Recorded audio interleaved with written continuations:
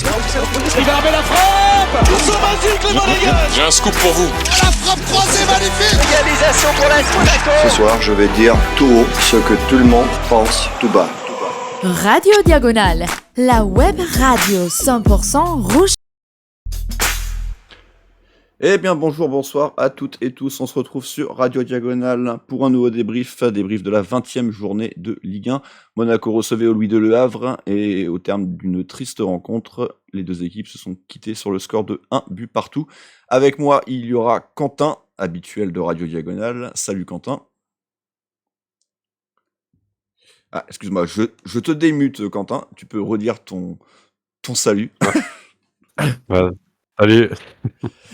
Et on sera avec un invité, Alex Litz, connu certainement de nombreux d'entre vous de la communauté monégasque, qui a une chaîne YouTube et tu t'es spécialisé plus dans les viewings. Tu fais plus trop d'émissions débrief. T'es essentiellement dans le react. Ouais, je fais plus trop de vidéos. Ouais. C'est vrai, je fais plus trop de vidéos, c'est dommage. Parce que ça prend énormément de temps. Et je félicite vraiment, vous, entre autres. Vous faites des très bons débriefs aussi, donc franchement, bon, c'est déjà très très bien, quoi. Et les lives, bon, c'est un autre truc, quoi. Mais voilà. Ouais, tu t'es mis sur un créneau où t'es un peu le seul à faire ça, des viewings, en tout cas de l'AS Monaco. Donc, et puis pour du courage, hein. Pour ceux qui aiment le rugby, tu fais aussi pareil pour ton club de cœur. Pour Agen, parfois, ouais. Voilà. En Pro D2. Pour ceux qui... Et c'est guère plus réjouissant que les prestations monégasques. Ah non, clairement, c'est terrible. Hein. Heureusement que c'est que des passions et que c'est secondaire au final. Hein. Faut pas. Tu vois, j'essaye de m'en détacher de tout ça parfois parce que sinon, il y a moyen. Il y a des gens, ils finissent dépressifs. C'est pas possible. Hein. C'est très dur. C'est des moments bizarres à vivre quand même, franchement. Mais bon, écoute, comme ça on fait aller. C'est la passion aussi au final. Pour le meilleur comme pour le pire. Je pense à Erwan, un abonné qui vous suit aussi, je pense. Qui pour le meilleur comme pour le pire, voilà, comme pour Monaco, même comme aujourd'hui, on est là quand même, quoi. Le pire, justement, de Monaco, on va en parler et on va commencer donc par notre habituel j'aime pas. Et honneur à toi, Alex. Qu'est-ce que t'as aimé et qu'est-ce que t'as pas aimé de la prestation du jour ?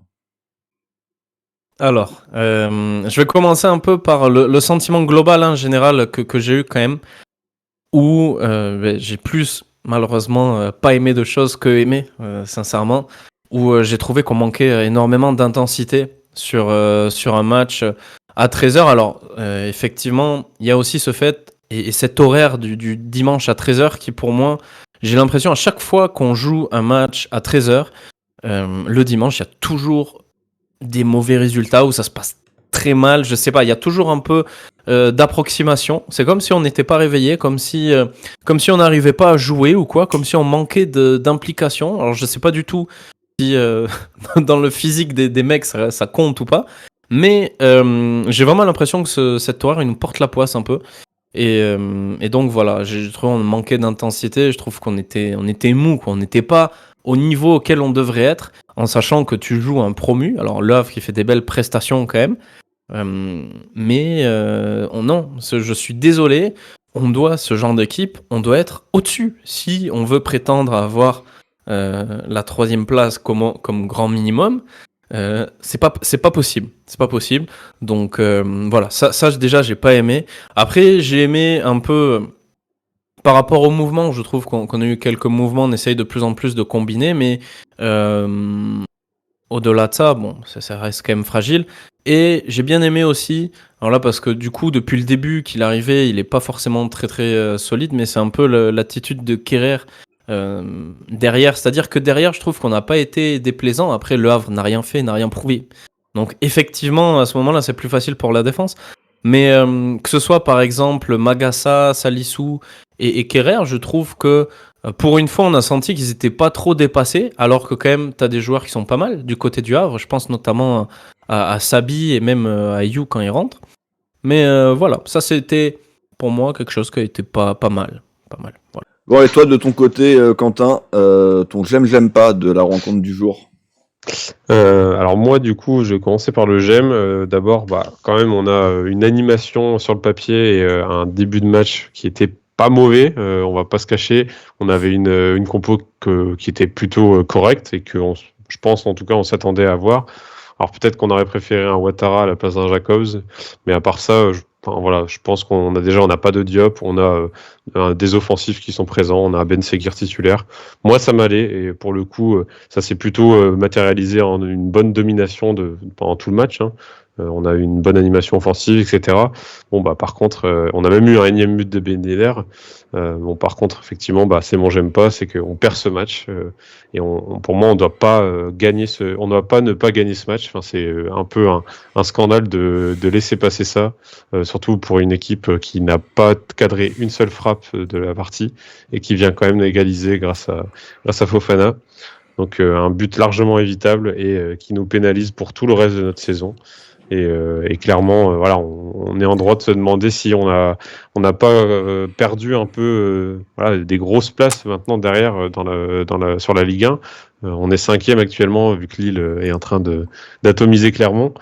Et moi je me dis, est-ce que c'est pas le moment de remettre notre hashtag vivement la fin de saison, parce que là clairement on est un peu dans cette même état d'esprit avec une élimination. Ça pourrait être avec une élimination en Coupe de France ou en Coupe d'Europe. C'est un peu le marasme habituel du février-mars. Donc j'espère que ça va pas nous mettre à ce point-là dans le mal, mais clairement c'est pas de bonne augure pour la suite. Ouais, non, c'est sûr. Moi, de mon côté, mon j'aime, c'est les différents hommages qui ont été faits pour Jeannot Petit. La minute d'applaudissement avant la rencontre, la minute également à la 8e minute de jeu, le fait que tous les joueurs avaient Petit dans leur dos, voilà, c'était évidemment un hommage à faire qu'on n'avait pas pu faire au Vélodrome. Déjà, il valait mieux le faire à domicile, mais je pense qu'à fortiori faire un hommage à Marseille, il y aurait eu des petits ratés dans le public. Donc c'était évidemment le moment de le faire. Légende du club, plus de 400 rencontres en tant que joueur.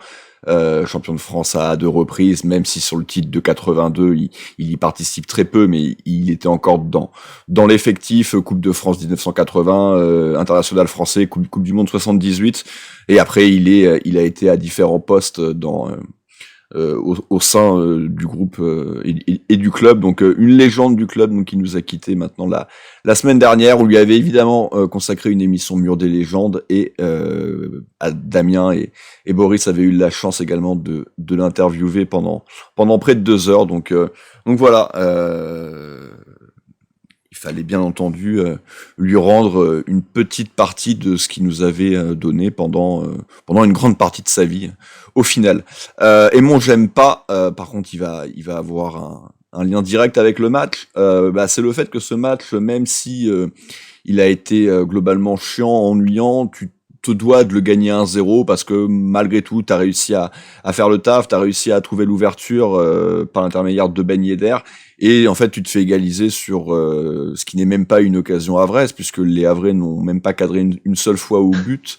Tu trouves le moyen, de te mettre un but contre son camp sur un coup franc même pas dangereux, puisque si Fofana met pas la jambe, Keun l'a dans les bras, donc il y a un gros problème visiblement de dialogue et de communication entre les joueurs. Donc ce match, c'est clairement 2 points de perdu, et très clairement là, ce début d'année 2024 est en tout point catastrophique en Ligue 1.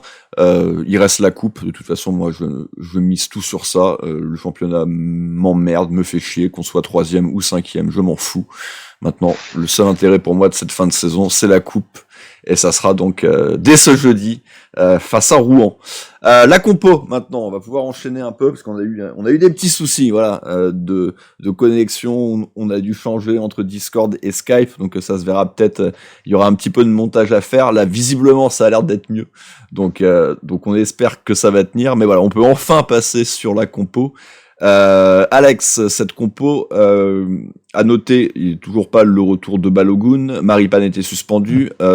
Zakaria était également suspendu. Donc le choix a été fait d'une défense à 3, Magassa, Kerrer, Salissou. Quentin, tu l'as dit un peu dans ton j'aime pas, mais Jacobs du retour de la CAN était donc titulaire sur le flanc gauche. Est-ce que tu étais surpris par cette compo, Alex? Est-ce que toi t'aurais fait d'autres choix? Alors, moi, je vais être un peu drastique, un peu radical sur cet aspect-là. Franchement, ça m'agace de voir Jacobs prendre le rôle de Ouattara quand tu penses que Ouattara a plutôt assuré un intérim plutôt correct et il a beaucoup plus de potentiel. En fait, Jacobs, il est revenu donc cette semaine, il était en compétition. Je comprends pas franchement pourquoi on n'a pas continué avec Ouattara, sachant que Ouattara a quand même, je suis désolé, mais en un mois, il a bien plus prouvé que Jacobs depuis qu'il est arrivé, j'ai l'impression. Vraiment. Alors, certes, il a des lacunes défensives, Ouattara, ça on peut pas l'enlever, on peut pas le nier, mais au-delà de ça, je veux dire, il nous a débloqué pas mal de situations. Il a réussi à perforer sur son côté, que ce soit, alors il me semble, je sais plus si c'était contre Marseille, mais il me semble que oui, mais avec des passes décisives aussi, il a assuré. Moi je trouve que Ouattara a fait un mois plutôt bon pour quelqu'un qui jouait quasiment jamais, et on remet Jacobs comme ça. Et franchement je comprends pas pourquoi on s'obstine à avoir cette hiérarchie un peu. C'est un peu le même problème qu'on peut avoir avec Keun et Majeski, tu vois, par exemple.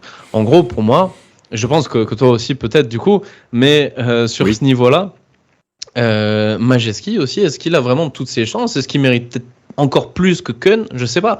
Le retour de Ben Seguir d'entrée comme ça, c'est vrai qu'on s'attendait pas, on pensait que ça allait être Edan Diop, moi personnellement j'ai trouvé ça mieux que ce soit Ben Seguir d'une certaine manière, parce que Diop en milieu centre, je l'aime pas. De toute façon, je trouve qu'il est pas suffisamment bon. Donc je le préfère quand il était rentré plus en mode sur les ailes quasiment limite, enfin même en piston droit, je sais plus, mais au centre, Edan quand il a joué là au milieu centre, c'était très insuffisant. Donc la compo est pas déplaisante.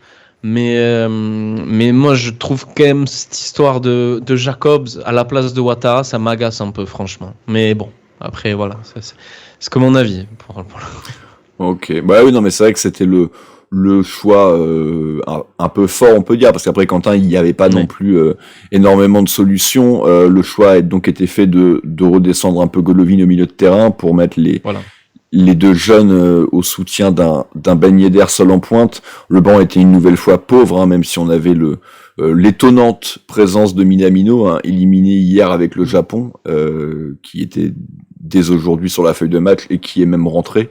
Il n'y avait pas non plus 150 solutions, Quentin. Ouais, non, c'est sûr, on pouvait même pas s'attendre à voir autre chose à ce niveau-là. À part effectivement le Diop, mais bon, avec ses récentes performances, on pouvait croire en tout cas qu'il ne serait pas mis d'entrée de jeu.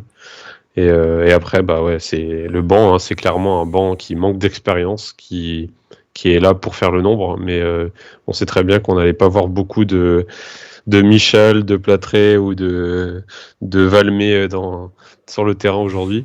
Donc clairement, c'est ce qu'il fallait faire, et j'étais assez étonné effectivement aussi que Minamino soit là. Alors je sais pas si c'est une volonté de sa part spécifiquement ou du club, parce que c'est vrai qu'il aurait manqué quand même, rien que pour le remplacement de Ben Seguir. Mais ouais. Je crois qu'il a pas beaucoup joué avec le Japon. Alors j'ai pas vu la feuille de match d'hier, mais il était plutôt remplaçant. Non, il a pas beaucoup joué, mais bon, donc, on peut imaginer qu'avec un voyage, avec tout ça, c'est pas claque, le gars. Voilà, ils étaient pas en Nouvelle-Zélande non plus, tu vois, ça va. Ils étaient où? Ils étaient où? Qatar, je crois, au Qatar. Qatar, ouais. Mais bon, après, je suis d'accord avec toi, mais bon, c'est... Voilà. En général, je veux dire, on voit pas souvent de joueurs jouer 24 heures après. Non, c'est abusé. Franchement, c'est abusé. C'est pas faux non plus. Le match maintenant, messieurs, donc première mi-temps, Monaco globalement a le contrôle de la rencontre. Les Havrais ne se procurent pas vraiment de situation. De toute façon, ça va être le cas sur la quasi-totalité du match. Mais les rares vraies situations monégasques, moi j'ai surtout noté, ça s'est un peu décanté vers la 17e, là où on a un peu cette minute folle, Quentin, où il y a Ben Seguir qui contrôle un ballon dans la surface de réparation, contré, ça revient dans un second temps, et là Akliouche qui rate quand même une énorme situation de 1 contre 1. Ouais, très bonne situation, très bon centre aussi, et après Ben Seguir qui se loupe. Alors on aura beaucoup, je sais pas s'il se loupe vraiment, mais on aura beaucoup de situations comme ça où les joueurs havrais défendent bien la situation, contre les tirs, agressent bien le porteur du ballon et le tireur a fortiori. Et effectivement là derrière on avait cette belle situation avec une petite déviation qui a permis de mettre Akliouche en très bonne condition, en face à face au gardien. Et un arrêt, j'ai envie de dire, un peu à la finale de la Coupe du Monde, du pied, en face à face. Et, Pourquoi tu nous rappelles ça? voilà. Oh, bah, parce que j'ai vu le reportage, j'ai vu cruauté. la série sur Netflix récemment là, des capitaines de la Coupe du Monde, là. Et ça m'a remémoré ce moment terrible. Mais effectivement, donc, Desmas qui fait un très bel arrêt. Alors, c'est pas non plus Superman, comme dirait, je sais même plus, Elsner, mais voilà, c'était quand même un très bon arrêt. Et puis malheureusement, on peut que s'en vouloir de ne pas avoir concrétisé ce gros temps fort. C'est ça. Est-ce que toi, t'as noté d'autres situations vraiment intéressantes, Alex? Parce que globalement, c'est vrai qu'on a eu le ballon. On peut noter quand même que Ben Yedder a été plusieurs fois signalé hors jeu. Mais on avait du mal vraiment à être juste dans les derniers gestes, dans les derniers mètres. Moi, j'ai trouvé que Akliouche et Ben Seguir étaient potentiellement un petit peu trop hauts, que Fofana se retrouvait un peu seul au milieu de terrain pour orienter le jeu, que nos pistons sont toujours aussi peu impactants. Oui. C'était pas fluide. En fait, il y avait pas, ça manquait de fluidité, je trouve. Et c'est vrai. Alors, je sais pas s'ils étaient perdus ou quoi sur le terrain d'une certaine manière. C'est vrai qu'avec les pistons, en tout cas, ça a essayé de combiner. Par exemple, Golovin, Jacobs, à plusieurs reprises, ils ont essayé, mais à chaque fois, ils étaient pris de vitesse. Moi, à part cette action-là, en première période, bon, c'est quand même, c'est l'ennui total, hein, sincèrement. Je veux dire, c'est creux, quoi. Il n'y a pas grand-chose. Et effectivement, ce que je crois que Quentin, tu disais ça, par rapport aux les Havrais, quand on arrivait à mettre des ballons dans la surface, ils défendaient comme des malades. Les gars, ils faisaient limite des retournées acrobatiques en permanence pour sortir les ballons et dégager comme ça. Ils étaient super en place, les mecs du Havre. Franchement, là, pour le coup, c'était très dur de les percer, hein. En première période, c'était très compliqué. Il y avait aussi une action avec Ben Yedder, je me souviens, là, qui fait la touche de trop et qui se fait prendre par Desmas aussi. Oui, par Desmas, oui. Ouais, et la passe était magnifique aussi. Ouais, pareil, une magnifique passe. Alors, je sais plus qui c'était la passe, Akliouche ou Ben Seguir, un des deux. Mais une très bonne passe. Et puis, il y a eu beaucoup de situations dans ce genre-là où ça a failli arriver avec un tir à la fin.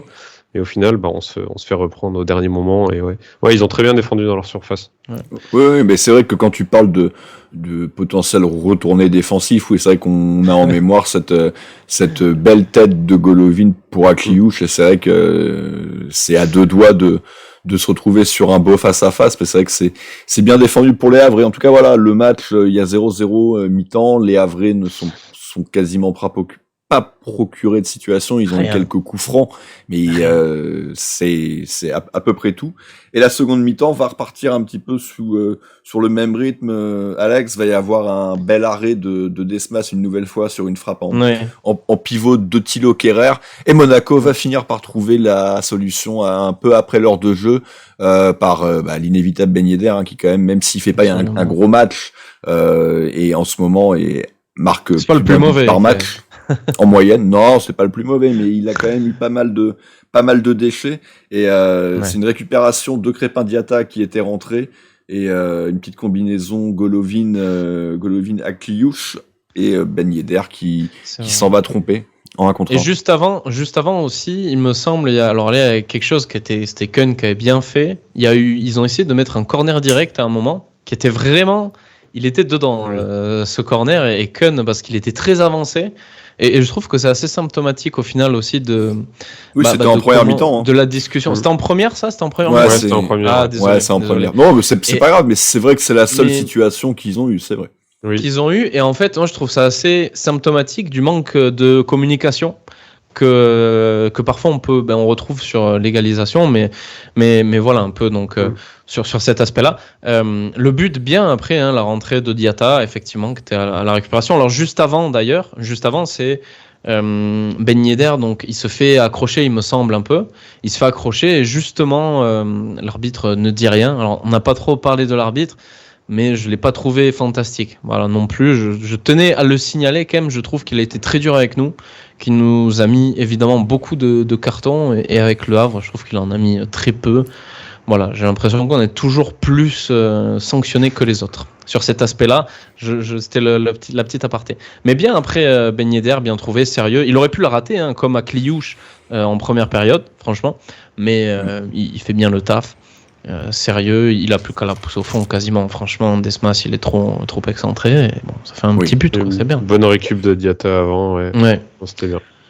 Ça fait un petit but et c'est donc pour mon fil rouge son 113e au club. Il n'est plus qu'à 2 buts. 113e, ouais. Il est plus qu'à 2 buts de Lucien Kossou, voilà, pour devenir le deuxième meilleur buteur de l'histoire du club. Donc, quand même, là, il est parti pour. Mais voilà, ça sera toujours 500e match. l'éternelle légende, mais qui n'aura malheureusement pas de titre. Et bon, à moins que. On sait pas. Mais on c'est sait vrai que la forme qu'il a, quand même, c'est incroyable. Quand tu dis, après, c'est vrai qu'il a eu ses démêlés judiciaires, là, il y a pas longtemps. C'est compliqué pour lui, je pense, dans la tête. Ouais, bien sûr. Mais c'est vrai que, il était un peu mis à part, quand même, par Uther. C'était quand il y avait que Balogun. Il n'était que Balogun. C'était en tout début de saison, quand même. Mais il a enchaîné qu'avec Balogun, quand même. Donc, bon. Ouais, alors que Ben Yedder, il nous aurait peut-être sauvé sur quelques points, quoi. Il y a une période, en tout cas voilà, Monaco semble avoir fait le plus dur, Quentin. Malheureusement, 2 minutes plus tard, c'est l'égalisation sur un coup franc anodin.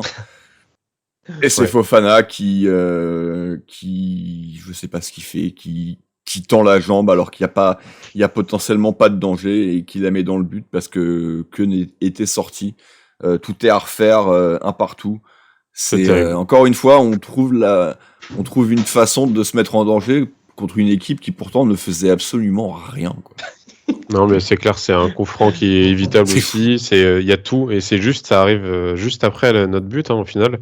On n'a même pas le temps de souffler. On n'a même pas le temps de souffler, de se mettre un peu bien, de se dire allez, on contrôle cette avance. Que voilà, on se prend un. Alors je sais même pas si c'est une certaine tension, quelque chose, mais déjà Fofana qui faisait vraiment un match pas vraiment terrible. Transparent. Nous cale ça avec effectivement à l'image de ce que tu disais, un manque de communication. On a vu aussi ça en première mi-temps, un Keun qui a détruit Salissou là en essayant de dégager une balle. C'était pas la première fois qu'on voyait ça. Après là, j'aurais aimé de son. Alors peut-être c'est un peu de la faute de Keun aussi, qui doit un peu avertir Fofana, dire qu'il l'a, etc. Mais peu importe. Là, on est en train de micro-analyser, on va dire le truc. Ça n'a aucun sens, ça ne devrait pas arriver, et c'est arrivé malheureusement. C'est malheureusement arrivé, et donc il reste quand même une demi-heure derrière Alex. Alors il y a Minamino donc qui va remplacer Akliouche quelques minutes plus tard. Mais Monaco, au final, va globalement avoir la maîtrise du ballon, faire un peu le siège du bus avré aussi, mais du but avré, et va pas vraiment, j'ai pas souvenir en tout cas d'action où tu peux te dire il y a un vrai regret, quoi. Il y a une tête à la fin de Ouattara, il y en a une de Ben Yedder, mais c'est des têtes sans danger pour le gardien, quoi. C'est en fait ce qui est agaçant, c'est qu'on le sait que au final, quand t'as ce genre de match qui arrive, franchement, quand tu vendanges en première période, c'est pour ça que quand Kliouche il rate son 1 contre 1, tu vois qu'ils défendent comme des tarés, t'arrives à marquer, tu dis enfin. Comment on va faire pour tout niquer comme ça? Désolé, je sais pas si on peut dire si ça va. Désolé. Oui, t'inquiète. Mais comment on va tout faire foirer comme ça? Mais voilà, on a eu la solution avec Fofana, et c'est-à-dire que tu sais très bien que il y a un partout, et avec une équipe du type du Havre, et la 60e, 70e, pour le coup là c'est 70e, ça verrouille. Ça verrouille. Les mecs, ils ont fait quoi? Ils étaient quasiment les 11 derrière. Après, franchement, ils étaient au moins 7 sur leur surface, quasiment. Enfin, dans leur partie, tout le monde, c'est attaque-défense. C'est attaque-défense. Et là, tu sais très bien que nous, on est très mauvais, franchement, sur ce genre de situation. On est très mauvais pour appréhender cette défense, déjà qui nous posait problème en première période, alors qu'il y avait juste leurs défenseurs. Là, c'était encore pire. C'était trop compact. On n'arrivait pas à se frayer n'importe quel chemin. C'est là aussi que je regrette de ne pas avoir eu Ouattara dès le début, parce que Ouattara, il a su faire des différences, justement, sur un schéma où, comme c'était en première période, c'était un peu plus ouvert. Mais bon... Voilà, après, c'est comme ça, mais quand il rentre, par exemple, Ouattara, il reste 5 minutes. Minamino, bon, c'est compliqué, c'est pareil. Franchement, tous les joueurs qui vont rentrer, à part Diatta qui à la limite, lui a réussi à mettre un peu de piment, ça c'est bien, mais il est rentré juste avant. Mais quand ils égalisent, au moment où ils égalisent, là tu te dis c'est fini. Tu as peur justement de prendre un contre. S'ils te récupèrent un ballon à n'importe quel moment, ils sont capables de partir avec Ayou, avec Sabi. Hop, ils sont capables de partir et de contrer en fait. Voilà, c'est tout ce que. C'est malheureux, hein, mais c'est un éternel recommencement. C'est le jour sans fin en fait, comme ça. Tout le temps. Pourtant, ils font rien du tout. C'est ça le pire, c'est qu'ils ils font absolument rien jusqu'à la fin du match. Effectivement, nous, on n'a pas énormément de situations, mais on en a quand même en fait. Hein. Faut pas. On a beau avoir le pied sur le ballon, on en a quand même certaines. On n'est pas assez vif. Mais on a des ballons de but, on a des têtes, effectivement, une tête de Ben Yedder, il y a même une tête de Ouattara à la toute fin, etc. Ouais. Il y a une bonne action aussi où il y a une passe de Minamino dans la surface où il se fait reprendre au dernier moment. Là, Ben Yedder et à deux doigts de la reprendre aussi. Enfin voilà, il y a ces moments-là où tu dis mais c'est pas possible quoi. Genre on enchaîne, on est censé le mettre ce but aussi, ce deuxième but, potentiellement parce que effectivement, on court après le score. Effectivement, donc on va être un peu dans la même lignée que dans les 70 premières minutes. Les 60 premières minutes, parce qu'on essaie de marquer ce but. Donc, c'est un peu l'idée de tout est à refaire. On est obligé de refaire en 20 minutes ce qu'on a fait en 60. Et donc, forcément, on se saborde parce qu'on n'arrive pas à le faire. Et puis, à la fin, je suis désolé, mais ça, comme tu dis, c'est un peu un truc qui est sans fin et qui va jamais dans le bon sens. C'est qu'à la fin du match, on est toujours à se faire des passes. On met jamais les occasions. On essaie jamais de mettre le feu à ce match. En fait, il y a rien qui nous permet de le faire en tout cas. Et donc effectivement, tourner le ballon. On repart frustré de cette défaite. C'est comme une défaite pour nous quoi. Ah oui. Ouais. En tout cas, voilà, Monaco donc perd 2 points à domicile. Monaco, à l'heure où on enregistre, et de toute façon ça va rester comme ça, Monaco est passé 5e puisque Lille mène 4-0 et il reste une dizaine de minutes à jouer. Pour repasser 4e, il faudrait que Brest perde de 4 buts face à Nice.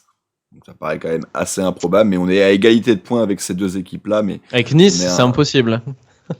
Non, un but max, c'est tout. Oui, en plus, oui, c'est pas faux non plus. Mais donc Nice 38 points, Lille, Brest et Monaco 35, Lens qui revient à 3 points et potentiellement Marseille également peut revenir à 3 points de nous s'il l'emporte ce soir à Lyon. Voilà pour le match, on va passer au petit débat. Alors comme on n'a pas fait d'autres émissions Mercato, on en avait fait une pendant la période de l'arrivée de Thilo Kehrer. Derrière, il s'est pas passé grand-chose. Hein. Ça a beaucoup parlé de Maripane et au final, c'est resté mort puisque visiblement, il a demandé une augmentation de salaire de 3 à 4 millions d'euros, ce qui a été justement refusé par Rennes. Déjà 3 millions, c'est beaucoup trop. Mais bon, ils étaient visiblement prêts à lui offrir. Donc, il reste au club. Mais par contre, Alex, il y a quand même eu quelques départs et essentiellement des prêts en toute fin de mercato. Alors les prêts d'Eliott Matazzo, de Myron Boadou, de Cartillier, dont je n'ai plus le prénom, et également également de Krislin Matsima, une nouvelle fois prêté. Matsima, Matazzo ou Cartillier, c'est potentiellement pas très grave quand tu vois encore l'effectif global, les postes sont doublés. Là où on peut avoir un peu plus de doute peut-être, Alex, c'est ce poste d'attaquant puisque à un moment où on se parle, Mbolo va peut-être revenir avant la fin de saison, mais c'est de toute façon pas avant encore plusieurs semaines voire mois. Balogun est blessé et on n'a pas trop d'infos sur réellement quand il va pouvoir revenir. Donc, en tout cas, ce qui est sûr, c'est qu'à l'heure actuelle, on se retrouve avec seulement Ben Yedder, qui certes enchaîne les buts, mais qui a quand même la trentaine plus que bien tassée. Et est-ce que ça va pas être un peu compliqué quand même d'enchaîner là avec seulement un attaquant? Est-ce qu'on n'aurait pas dû prendre un mec au moins pour essayer on a oublié Fekele aussi. Oui, Fekele qui est parti. Et on a prêté également Fekele, tout à fait. Ouais. Donc, est-ce que tu aurais pas pris un attaquant supplémentaire Alors moi sur cette question de l'attaquant, sincèrement, je veux dire quelque chose, peut-être que voilà, ça va pas plaire, mais Boadou, plus il est loin de chez nous, mieux je me sens en fait. Vraiment, je trouve que ce mec, il est pas bon chez nous. Genre, il est pas fait pour jouer chez nous. Et franchement, qu'il soit parti, je me demande sincèrement si c'est pas mieux d'avoir personne plutôt qu'avoir Boadou, vraiment. Parce que c'est comme Jacobs, franchement, je te dis, Jacobs, s'il peut partir, Mais va-t'en, je préfère avoir Ouattara, je sais pas qui d'autre, franchement, que Jacobs. Malheureusement, Boadou, mais vous avez vu, il a marqué là, il a marqué en 1 minute. Il arrive là-bas, il met un but, il a failli rater alors que c'était facile. Hein. Oui, c'est vrai, c'est vrai. C'était facile, mais Balogun, j'espère vraiment que Balogun il va réussir à revenir. Après, est-ce que prendre notre attaquant, on a Mbolo, il va revenir. Faut pas oublier qu'on a beaucoup de force du côté de Monaco quand même devant. Et c'est vrai qu'en 9 tel quel, non, là aujourd'hui on a Ben Yedder, oui, qui est opérationnel. Michal, on sait pas ce qu'il vaut, franchement. Oui, donc je n'aime pas la tête qu'il a. Donc, oui. On sait, en vrai, est-ce qu'il va rentrer? Même, imaginons, Efekele, il est jamais rentré alors qu'il a fait plusieurs feuilles de match. Et là, Michal, bon, écoute, tout aussi bien. Bah, tu peux te dire que Minamino peut jouer en pointe.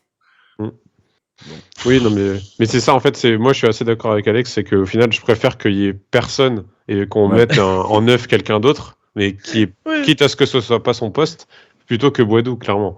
Et là, c'est peut-être un peu trop abusé à ce niveau-là. Anti-Boadou. Voilà, mais d'un autre côté, effectivement, faut pas oublier que Balogun, il est blessé, mais voilà, le board, ils ont pas prêté Boadou sans se dire que Balogun allait revenir vite. Ils savent très bien ce qu'ils font, je pense, j'espère. Oula. À ce moment-là, ils se sont dit bon, Balogun, il va revenir bientôt, c'est bon, ça va le faire, d'accord. Mais et derrière, on a un Ben Seguir qui est revenu aussi lui.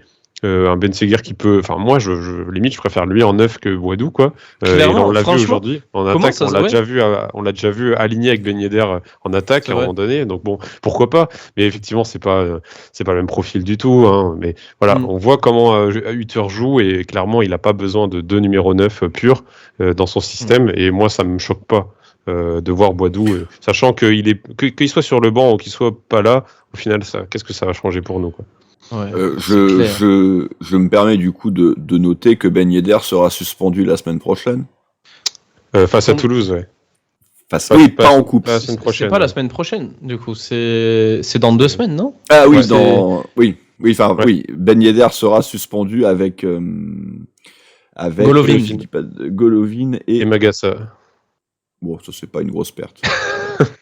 Mais après, d'ici là, on peut espérer que Balogun y revienne quand même. Oui, bien sûr, mais il faudrait mieux parce que c'est vrai que ça va être compliqué. Là. Juste avec Balogun, mais franchement, Romain, pense à Boadou. Franchement, quand tu vois Boadou, imagine Boadou d'entrée tout seul devant. Ah non, mais attention.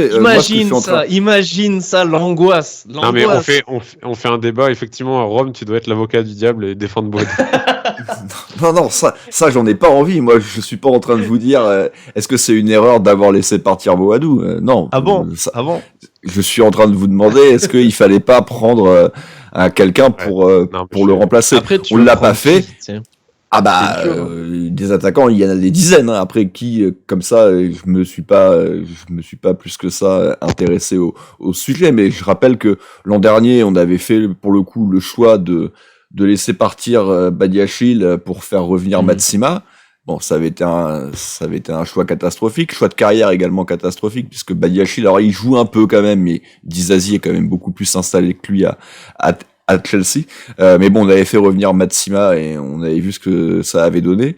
Là, on a fait le choix de pas le remplacer, donc oui, ça va dans votre sens. Peut-être que c'est mieux de faire ça que prendre un autre mauvais attaquant, mais il y a aussi le choix de faire une bonne pioche, et ça a pas été... En tout cas, ça n'a pas été essayé, visiblement, parce qu'on n'a même pas eu de rumeurs, en fait. Ouais. On prête, on fait que prêter Boadou, hein. On s'attend quand même à ce qu'il revienne, j'imagine. Et c'est pour notre plus grand désarroi, mais voilà. Moi, je voulais une option d'achat, il disait qu'il allait avoir une option d'achat, et rien, prêté. Non, putain...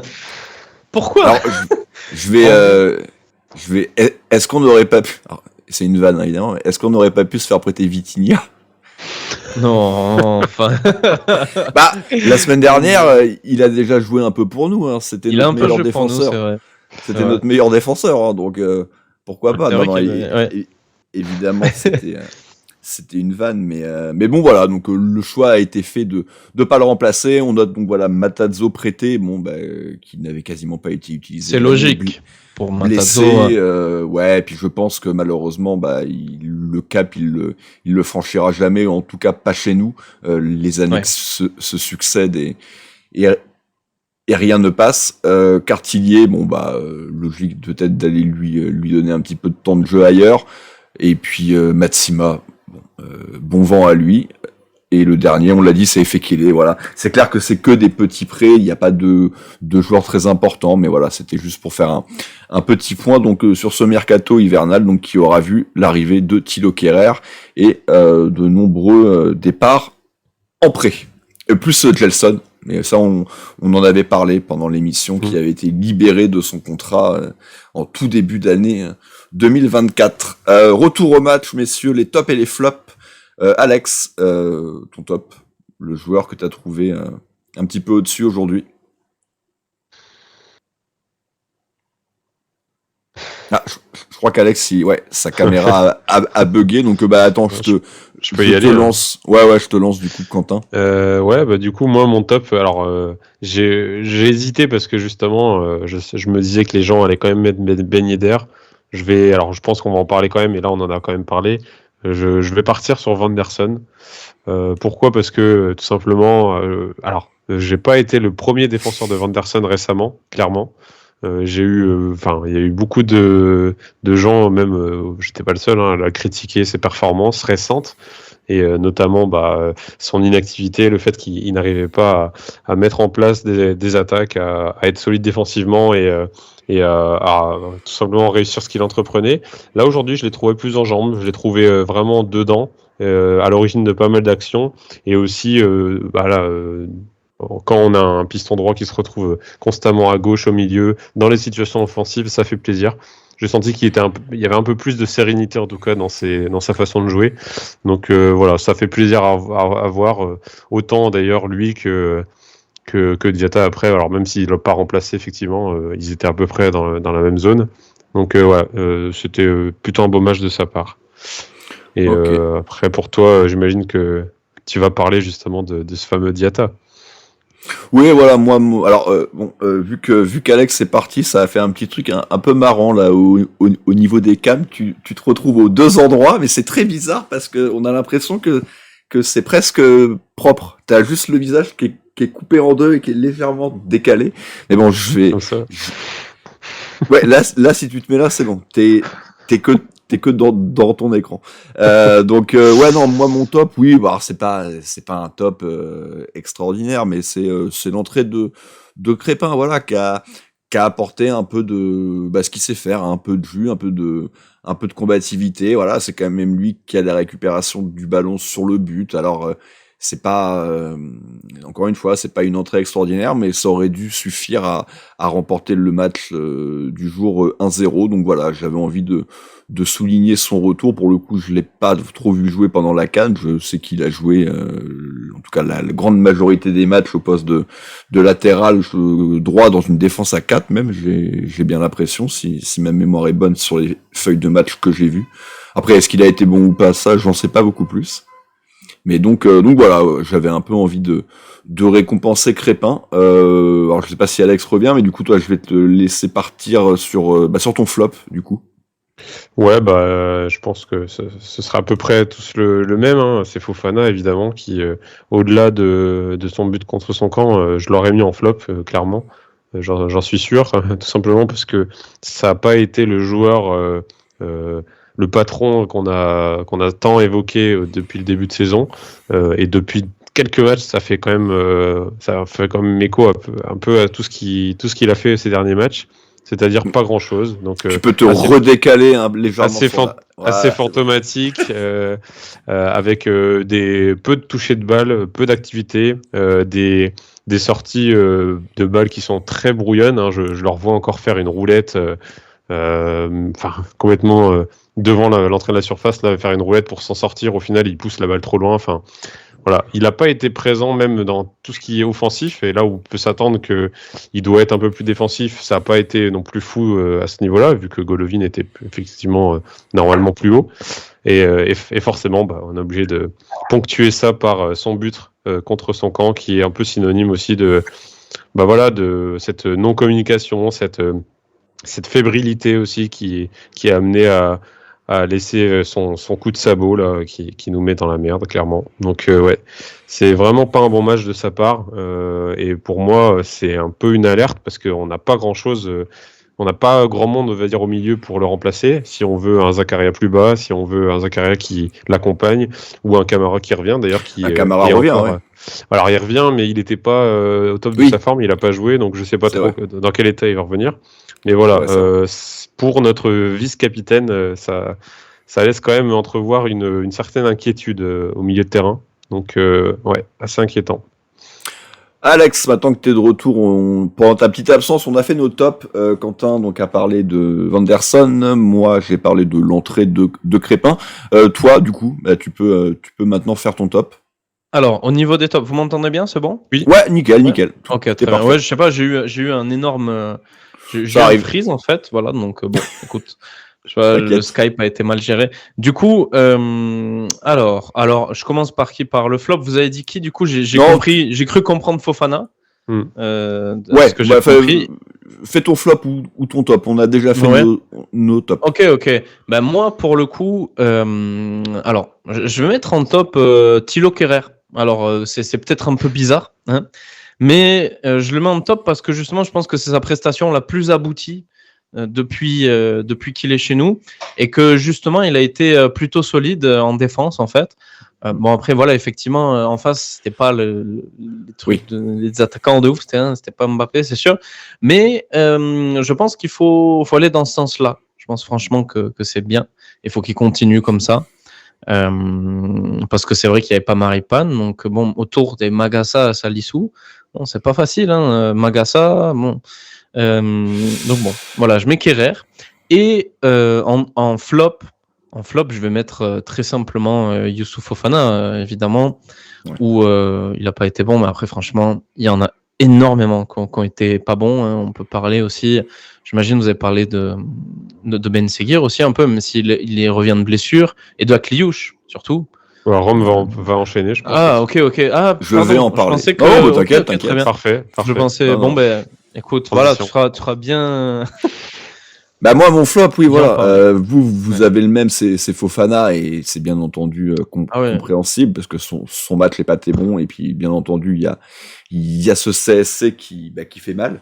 Mais moi je suis plutôt parti sur Marnès à Kliouche parce que je l'ai trouvé très approximatif techniquement à plein de reprises. Il y a évidemment ce 1 contre 1 raté. Alors ça arrive à plein de joueurs. Le problème c'est que actuellement on se procure trop peu d'occasions pour se permettre de rater ce genre de situation. Contrairement au début d'année, hein, encore une fois, j'aime bien y revenir, mais c'est vrai que ce mois d'août et même une partie du mois de septembre, on avait tellement de situations que tu pouvais te permettre d'en rater quelques-unes parce que tu savais que de toute façon ça allait revenir. Là, la première mi-temps, voilà, il y a en vraie grosse situation, il y a que celle-là et quand elle est pas mise au fond, il te reste plus grand-chose derrière. Et puis voilà, le reste de son match a été moyen et puis j'ai mis en top Diatta qui l'a remplacé peu avant l'heure de jeu et Diatta a tout de suite apporté quelque chose que lui n'avait pas été capable. Donc voilà, c'était pour ça que moi c'était un peu mon flop. Et puis pareil dans notre conversation WhatsApp pendant le match, c'est Adrien qui était beaucoup mécontent également de sa performance. Il voulait le voir sortir même dès la mi-temps. Donc je le rejoins plutôt là-dessus. Le reste maintenant des prestations individuelles, j'allais encore dire Majeki. Décidément, je veux absolument que ça soit lui. Philippe Keun, il n'y a rien à dire. Voilà, il prend un but, mais c'est un CSC. Il a été plutôt intéressant sur 2-3 sorties sur coup de pied arrêté. Il y a ce corner direct où il est plutôt attentif et où il la sort bien. Maintenant, la défense, Quentin, Magassa, une nouvelle fois, un peu en difficulté parce que des vraies lacunes techniques. Hein. Il s'est fait quand même très peur sur le carton jaune qu'il prend. C'est une perte de balle assez terrible. En fait, moi j'étais un peu étonné quand même, c'est que des fois il sortait le ballon de façon très propre, il faisait des petits moves avec des petits crochets, etc. Où il se faisait, vraiment il se faisait plaisir, quoi. Genre il allait éliminer un attaquant, etc. Alors je me suis dit bon, voilà, on va se calmer, c'est le Havre, etc. C'est Antoine Joujou en face, voilà. Mais bref, au bout d'un moment, c'est vrai qu'il y a voilà, on sent de la confiance, mais d'un autre côté, dès qu'il est mis en difficulté, tu sens que voilà, il y a un problème. Il faut vite faire faute, faut vite annihiler cette occasion parce que j'ai pas envie de me prendre un but, on va dire pour ma pomme, quoi. Donc ouais, il était un peu bon. Heureusement qu'il a fait faute sur ce coup-là. Hein. C'est vrai que ça aurait pu mener à une occasion très très dangereuse. Mais c'est vrai que pour le reste, je l'ai senti quand même paradoxalement assez en confiance et c'est juste, il y a des moments, il y a des errements comme ça où moi ça me fait penser un peu à un Badiachil où tu avais vraiment des manques de concentration. C'est un peu témoin de sa jeunesse, hein, forcément, de son manque d'expérience. Mais c'est pas un mauvais joueur et c'est ça qui m'embête à chaque fois. De toute façon, c'est toujours les mêmes matchs qu'il nous fait. Hein. C'est pas un mauvais joueur, mais il va toujours avoir 1 ou 2 buts pour sa pomme. Ouais. Et bon, là, ça n'a pas été le cas, mais bon, il y a quand même eu des sacrés errements. Donc, ouais. Et c'est pas son poste aussi. Jeune, quoi. Et après, en plus, voilà, il y a toute cette histoire de son poste, etc. Je sais pas comment on va gérer son cas une fois qu'on aura 3 vrais défenseurs qui seront titulaires, mais je sais pas si on va le revoir de sitôt. Ouais. D'ailleurs, je sais pas si vous avez vu, mais il a l'interview de Foot Mercato où lui dit ouvertement qu'il semble beaucoup plus inspiré en tant que milieu-centre et tout. Enfin, c'est-à-dire que lui, les défenseurs centraux, être défenseur central, c'est vraiment pas c'est pas sa tasse de thé. Hutter maintient à le mettre comme ça parce que bon, c'est une solution de secours, mais lui intérieurement, enfin, il est quand même assez explicite sur ça. Genre, le gars, il préfère jouer milieu et c'est un milieu, quoi. C'est pas un def centre, clairement. Bon, on verra bien, ouais. On verra bien, mais il risque surtout de se retrouver au milieu du banc. Alex. C'est fort possible, ouais. Alex, il y avait le retour de Salissou, de retour de la CAN. CAN où bien. Il a pas beaucoup joué. Ouais. Mais qu'est-ce que tu as pensé du match de notre défenseur? Alors, Salissou, moi j'ai une histoire particulière avec ce joueur parce que là, je rentre dans des débats, hein, mais en fait, ce gars, je le suis depuis très très longtemps. Je pense que depuis, alors je sais plus, c'était au Valladolid, s'il jouait ou quoi. Si, ouais, c'est ça. Ouais. Donc sur ce mec, sur Football Manager, c'est ça? Non, même pas du tout. Même pas sur. Moi, je le suivais carrément sur la Liga parce que quand même, j'essaye de regarder et tout. Et je voyais ce défenseur qui était quand même jeune et franchement, ce gars, je me suis dit putain, un jour, je sais plus quand c'était il y a 2-3 ans ou quoi. Je disais qui on prendrait en défense pour renforcer. Je disais tout le temps Salissou, c'est vraiment un bon gars et tout. Donc après, il s'est perdu à Southampton ou je sais plus où. Mais moi, ce gars, je le trouve vraiment intéressant. C'est-à-dire qu'il a typiquement, c'est vraiment un joueur qui, je trouve, s'adapte plutôt bien avec nos valeurs et même dans notre idée de jeu. Je trouve que il a beaucoup à apporter, vraiment. Et c'est vraiment, c'est comme enfin, je veux pas faire un parallèle trop fort, mais comme avec un Denis Zakaria. Moi, Salissou, je trouve qu'aujourd'hui, il a été sérieux, il a été bon. Évidemment, petit à petit, il prendra plus d'envergure aussi, tu vois.